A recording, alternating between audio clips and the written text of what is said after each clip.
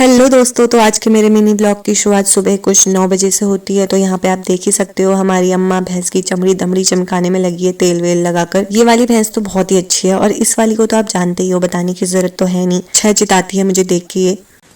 तू मुझसे नफरत तो करती नहीं खाते। फिर हमारी अम्मा ने केले काटे क्योंकि ये तैयार हो गए थे। अब जब इन्हें पकाएंगे उसके बाद फिर खाएंगे। कालू को मैंने पेड़ में बांधा हुआ था ताकि वो वहीं पर फ्रेश हो जाए, तो मैं उसे लेने के लिए चली गई थी। फिर उसके बाद मैंने कुछ माल्टा के दाने तोड़े क्योंकि आज हमको कहीं जाना था, और कुछ अखरोट रखे। इतने सारे नहीं रखे, थोड़े से ही रखे। वैसे मैं और मम्मी आज लव ऑफ आवर लाइफ से मिलने जा रहे थे, समझ ही गए होंगे आप किससे। फिर मैं और मम्मी पैदल पैदल ऊपर घर को आने लग गए थे। अपनी पूरी जिंदगी में ये पहाड़ी फल खाया है नहीं खाया है जरूर बताना, नहीं भी बताओगे तो कोई बात नहीं। ऊपर घर पहुंचते ही मैं और मम्मी फटाफट से तैयार। जिन लोगों ने भी मेरी वीडियोस में मुझे ये हुडी पहने हुए देखी है, अब अगले 1-2 साल तक भी अगर मेरे उसमें यही हुडी दिखेगी ना तो प्लीज हैरान मत होना। मम्मी तो तैयार होकर बाहर खड़ी हो गई थी और मैं ढंग से तैयार भी नहीं हुई थी, और मम्मी ने गाड़ी रोक दी बाहर। फटाफट ताला लगा के मैं भी बैठी गाड़ी में। टुकाई की तो आदत ही हो गई थी मुझे। गाड़ी में इतने मस्त मस्त गाने चले थे ना कि मेरी मम्मी का तो नाचने की इच्छा हो गई थी। देखो